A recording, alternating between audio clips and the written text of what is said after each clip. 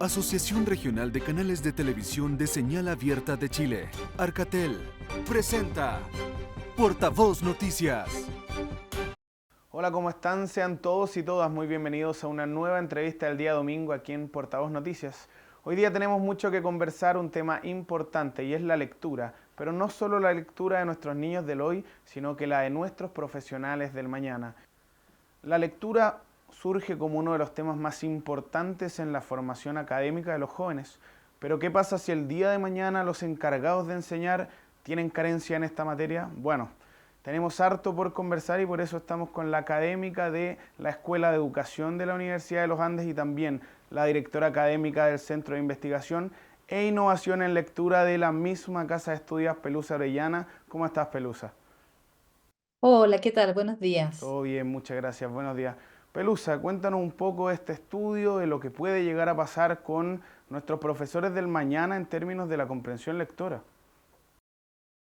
Bueno, este estudio surge ya hace un tiempo, o sea, alrededor de 2 años comenzamos a realizarlo, pensando también en los desafíos que se nos plantean como país respecto a la formación de profesores, considerando que tenemos un déficit de profesores en el país que ya estaba anunciado hace varios años. Yo recuerdo por ahí por el año 2018-2020 ya se estaban estimando que para el 2026 iban a faltar más de 20.000 profesores en Chile. Entonces, al tema, digamos, de la falta de profesores y de la preparación, vimos que un factor súper importante es el tema de la calidad de la formación de los profesores y un ámbito que siempre se toma en cuenta es el tema de la lectura, de sus habilidades de comprensión lectora. ¿Por qué? Porque, bueno, por una parte, los profesores son quienes enseñan a leer a los niños, ¿no es cierto? Sobre todo los profesores de básica, tienen como misión enseñarles a leer a los estudiantes y es muy necesario que entiendan cómo ocurre este proceso, cómo se desarrolla más allá de la decodificación, es decir, de enseñar la técnica de lectura. Hay también todo, digamos, la razón por la cual uno enseña esa técnica de aprender a leer es justamente porque la lectura se transforma después en el medio principal de aprendizaje para las personas. O sea, todos nosotros necesitamos leer y comprender bien lo que leemos para aprender en toda nuestra vida, no solamente en la vida escolar, la vida, digamos, si seguimos una carrera una carrera técnica o universitaria, o en la vida laboral en general, porque estamos enfrentados al tema de leer textos toda la vida. Nuestra vida es una vida letrada. Entonces, en línea con eso, pensar en cómo estaba la condición de los futuros docentes para enfrentar este desafío, como te digo, de enseñar, pero también de ellos formarse como lectores en su vida, digamos, fue como digamos, una razón que nos llevó a realizar este estudio.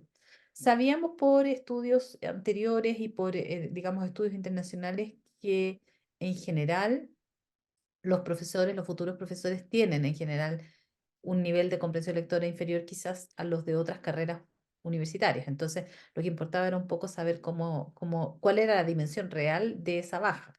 Y en esa línea se gestó este estudio y quisimos también profundizar un poco más en las razones por las cuales el incremento en su habilidad lectora a lo largo de los años de universidad es tan bajo, que fue en definitiva lo que nos mostró el estudio. Entremos un poco de lleno en eso, que son finalmente las cosas y los principales motivos por qué uno dirá, bueno, cada vez hay mayor exposición a textos, hay más acceso a ellos por las redes sociales, a través de plataformas en internet, al mismo tiempo cada vez como hay más lectura domiciliaria en el plano universitario, pero pese a eso no se han encontrado resultados satisfactorios en el término de la comprensión lectora. ¿Por dónde puede deberse un poco esto? Bueno, es una razón, digamos, es difícil encontrar una sola causa, ¿ah? O sea, yo creo que ahí hay que ser bien honesto. Y uno tiende a veces a decir, bueno, llegan a la universidad mal preparados desde el sistema escolar. En parte sí. Por otra parte, decimos nosotros como país somos un país poco lector.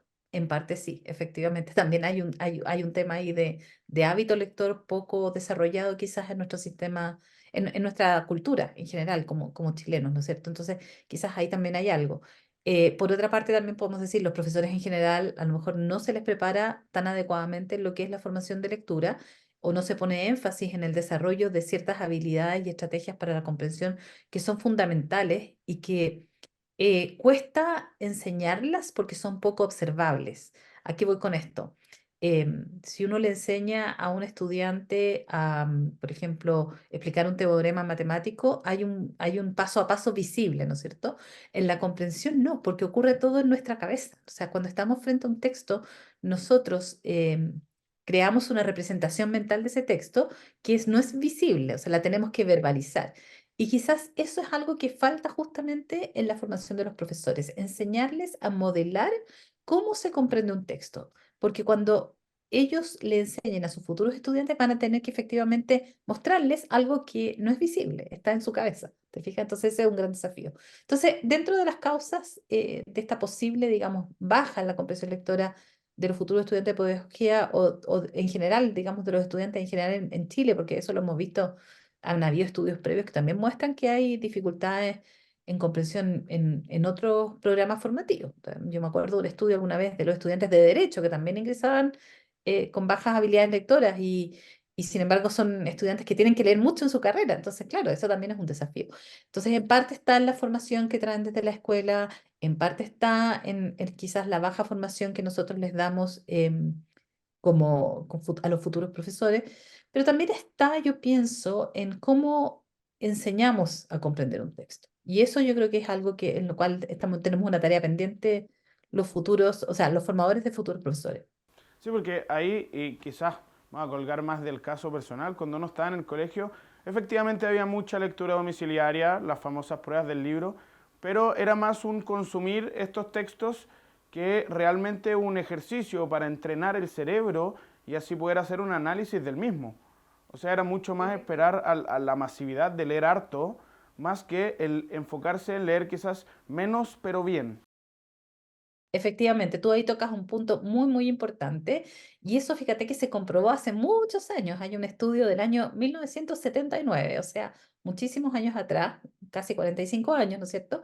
Que realizó una investigadora norteamericana que se llamaba Dolores Durkin y ella observó a muchos profesores, cientos de horas de observación de clase de profesores que estaban enseñando comprensión, según ellos enseñando comprensión, y llegó a la conclusión de que lo que hacían los profesores no era enseñar comprensión lectora, sino que lo que hacían era básicamente evaluar la comprensión lectora de sus estudiantes. ¿Por qué? Porque tal como tú dices, o sea, uno se leía el libro y llegaba y le hacían una prueba o se conversaba sobre el libro en la clase, pero generalmente era un diálogo de preguntas y respuestas. Entonces el profesor quizás preguntaba ya, ¿quién es el personaje principal del libro que usted leyó? Y tú le decías, bueno, fulanito de tal, ya, perfecto, está bien. O qué fue lo que ocurrió en tal parte de la historia, tal cosa. Ah, ok. Entonces, eso es solo evaluación. No estoy enseñando explícitamente ni modelando cómo se usan las estrategias de comprensión lectora para facilitar mi comprensión y ser yo un lector autónomo. Y eso nos falta en el sistema escolar. Y ahí esta carencia a nivel de dónde viene, viene a nivel de los mismos profesores y su formación, a nivel de falta de planes enfocados en una lectura efectiva y comprensiva. ¿Dónde habría que apuntar, dónde habría que apretar un poco más el zapato para poder empezar a generar cambios a largo plazo en esta materia? Bueno, si uno esperara a que se mejorara la formación, digamos, de los futuros profesores, nos demoraríamos una generación completa, digamos, en mejorar esto a nivel del sistema escolar. Yo creo que hay que partir mucho antes y quizás en paralelo, o sea, partir con la formación de futuros profesores, incorporando estos contenidos en su formación, pero también en paralelo ir modificando, y yo creo que en muchos establecimientos ya se hace, las mismas bases curriculares del programa de lenguaje hablan de estrategias para la comprensión y están muy bien definidas y dosificadas en las bases curriculares. O sea, por ejemplo, los niños de primero básico deben aprender a secuenciar, deben aprender a resumir, deben aprender a visualizar lo que el texto dice.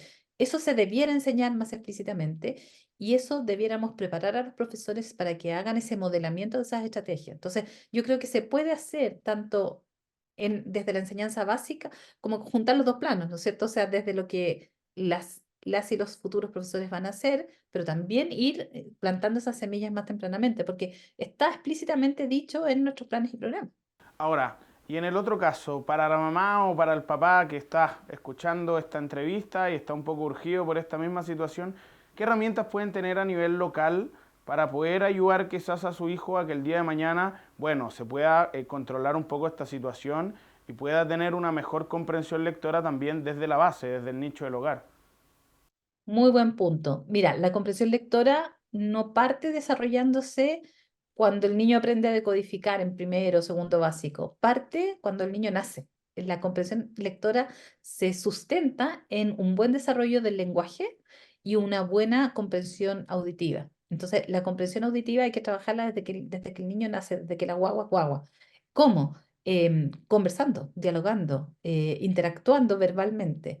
Por ejemplo, cuando uno le pide a un niño que haga algo, que siga instrucciones, está motivando y desarrollando la comprensión lectora. Entonces, se puede trabajar en la medida en que yo tenga interacciones verbales significativas sobre la base de preguntas abiertas, en las cuales, por ejemplo, en vez de preguntarle al niño, por ejemplo, no sé, ¿de qué color es el auto? Yo puedo hacer una pregunta abierta y decir a él, eh, ¿cómo crees tú o por qué crees tú que este árbol tiene este tipo de hojas o ramas? ¿Por qué crees tú que se caen o cambian de color las hojas en el otoño? ¿Te fijas? O sea, preguntas abiertas que generen un mayor desarrollo de la comprensión, un mayor desarrollo de la comprensión de los estudiantes en su expresión, digamos, de las ideas, lo que argumenten, porque eso denota, digamos, mayor comprensión. Lo mismo, por ejemplo, si se está cocinando. ¿Por qué crees tú que tengo que usar este tipo de utensilio de cocina? ¿O por qué tengo que precalentar el horno, por ejemplo, para preparar un alimento? Todas esas interacciones generan desarrollo de habilidades de comprensión. Y luego, muy en paralelo con esto, para los padres, bueno, muy importante el tema del volumen lector. ¿A qué nos referimos con volumen lector? La cantidad de minutos a los cuales un niño está expuesto o una persona está expuesto a la lectura. Cuando los niños todavía no leen, esos minutos son los minutos de lectura compartida que los padres tienen con sus hijos. ¿M? A la hora de acostarse, ojalá leer un cuento todos los días, conversarlo. No es que yo le leo el libro al niño y ya lo cierro y me voy a acostar. No, converso sobre lo que estoy leyendo. Uso las ilustraciones que el texto trae para generar ese diálogo y para activar los mecanismos de comprensión oral, en este caso, con los niños.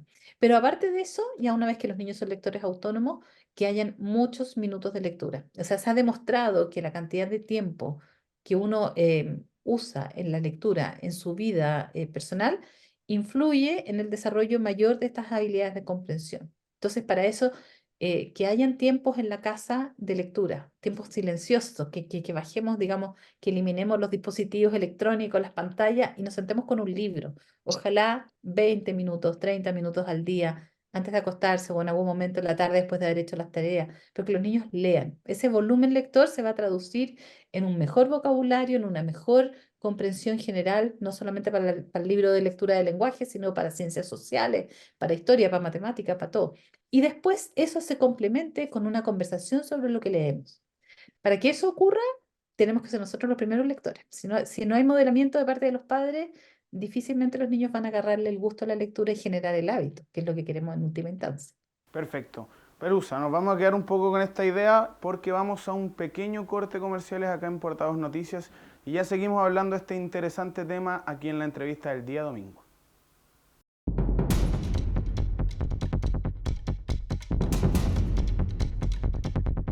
Somos las regiones.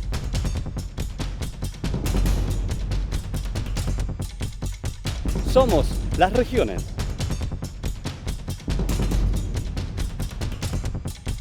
Somos las regiones.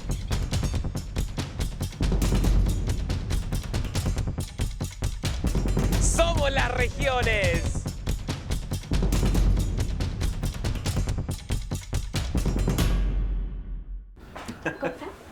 Bien, todo bien, podemos ir.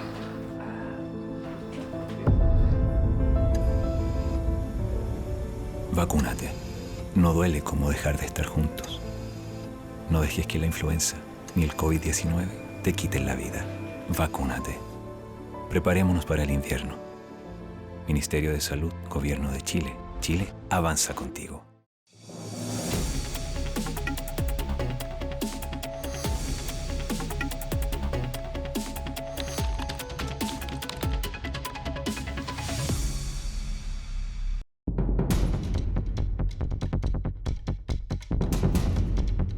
Somos las regiones.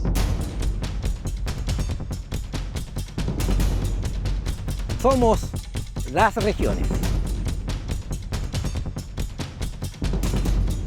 Somos las regiones.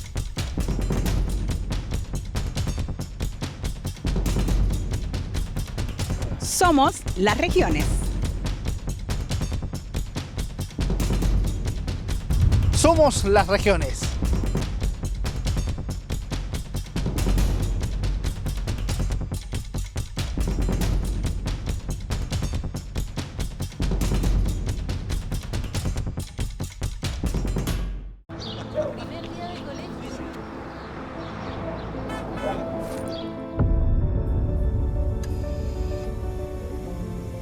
Vacúnate.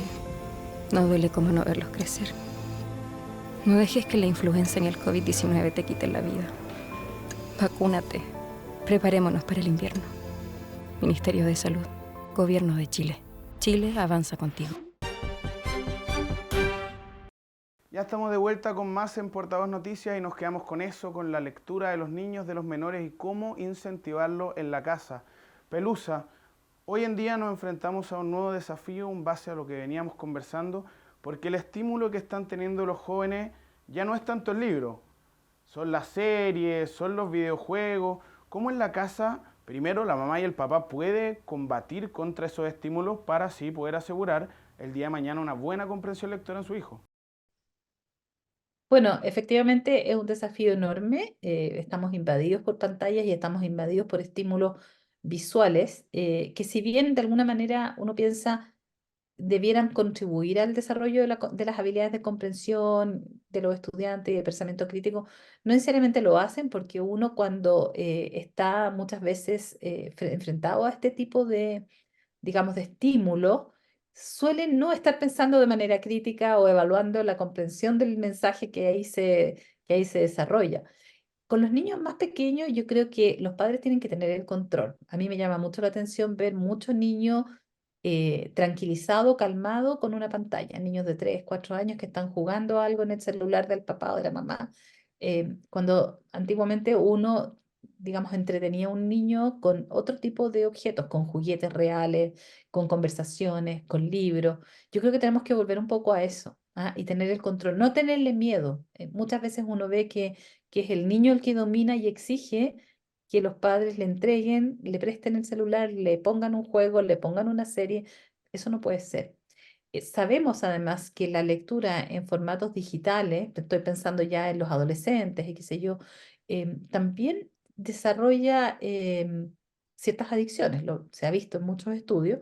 Y en el campo de la lectura en sí, el leer en pantalla, porque nos puede pasar que muchas veces los niños digan, no, si es que igual estoy leyendo porque estoy leyendo en el celular. Bueno, no es el mismo tipo de lectura, no son las mismas habilidades de comprensión, y la comprensión se ve afectada negativamente cuando uno lee en pantalla. Te lo voy a explicar de una manera muy sencilla. Cuando uno tiene un libro, nuestra lectura es lineal, o sea, leemos de izquierda a derecha y de arriba a abajo, ¿no es cierto? Porque el texto está distribuido en la página, al menos para quienes usamos el alfabeto romano con ese formato. Nuestros ojos van de izquierda a derecha leyendo. Si no entendemos algo, podemos volver con la vista hacia aquello que no entendemos y confirmar nuestra comprensión. Esa estrategia, que se llama monitoreo de la comprensión, es súper importante. Cuando uno lee en pantallas, la lectura tiende a ser en diagonal, porque uno está buscando cierta información específica. No estamos normalmente leyendo de izquierda a derecha, palabra por palabra o idea por idea. Entonces, nuestra comprensión es mucho más superficial en un texto online de lo que es en un texto de papel.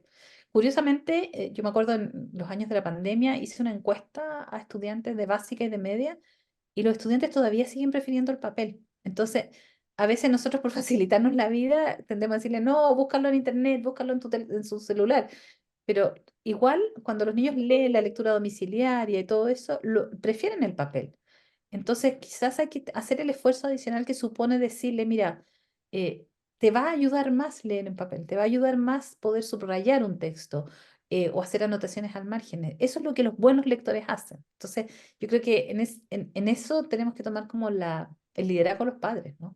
Sí, porque antes hablábamos, por un lado, de, bueno, en las etapas más primeras del niño, de uno generar y despertar ese interés a través de la conversación, pero por otro lado tenemos la contraparte, o sea, el niño de por sí es curioso, tiene dudas, tiene preguntas, y hoy en día, tal como mencionaba, bueno, ya toma el tablet y relájate un ratito, en vez de seguir fomentándole el explorar esas dudas, el generar respuestas creativas a las preguntas que se plantea. O sea, hay mucho por casa para enfrentar esto.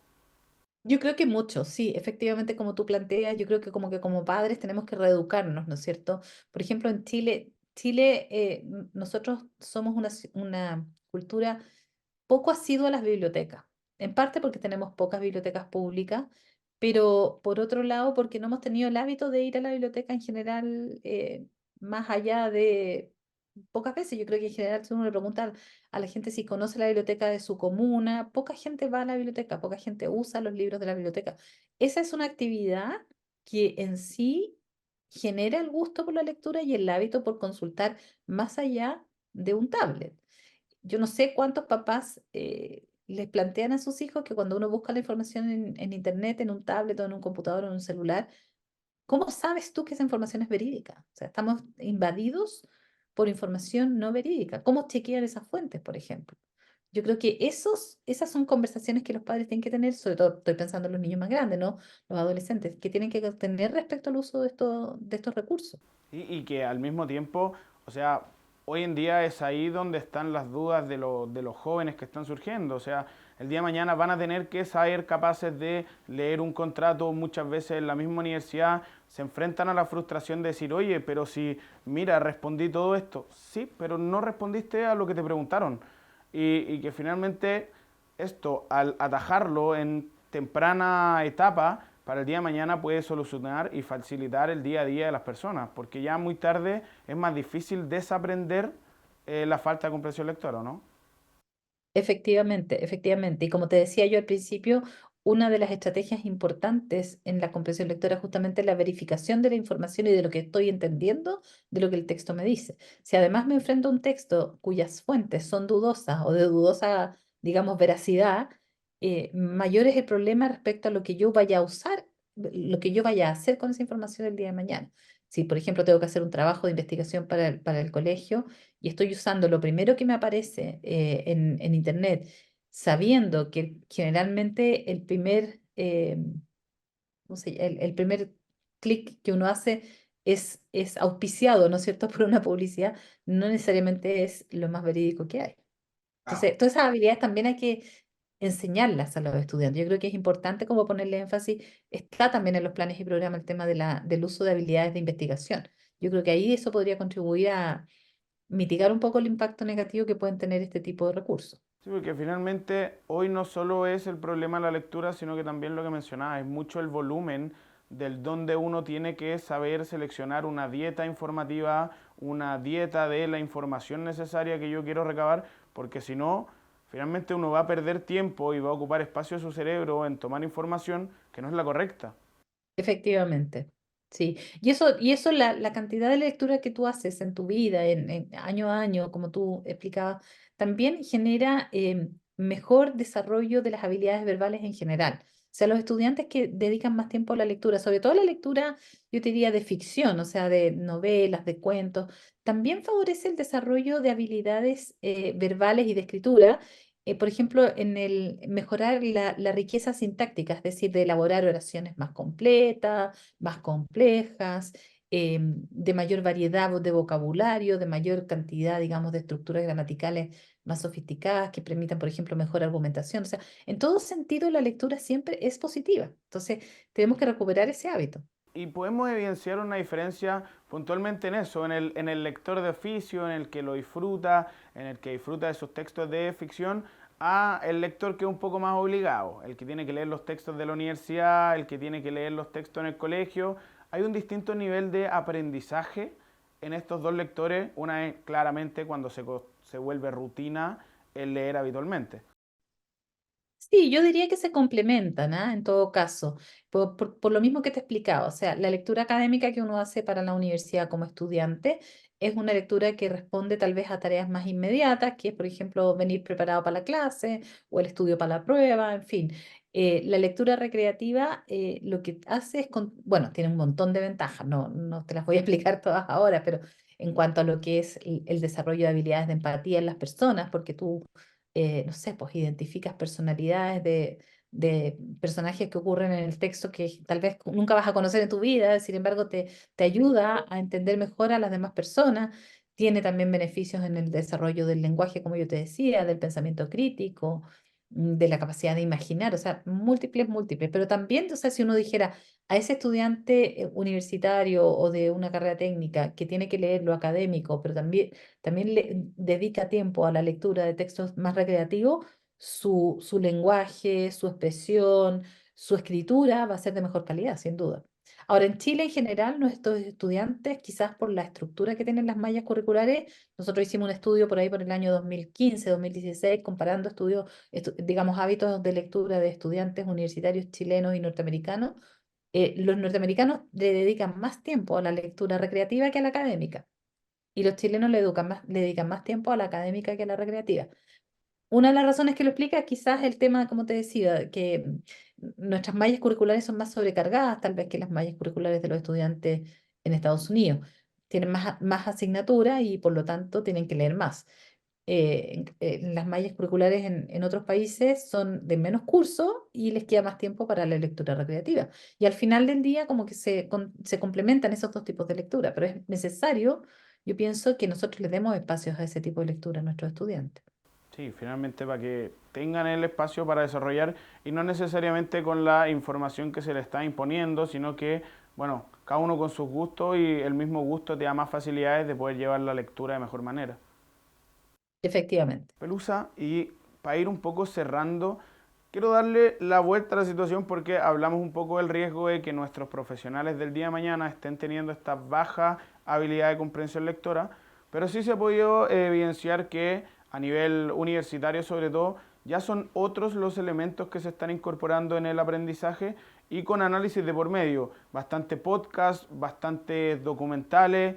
Asumo que si bien no genera el mismo impacto que la lectura, no todo es tan malo y también tiene una repercusión positiva para las clases, ¿o no es tan así?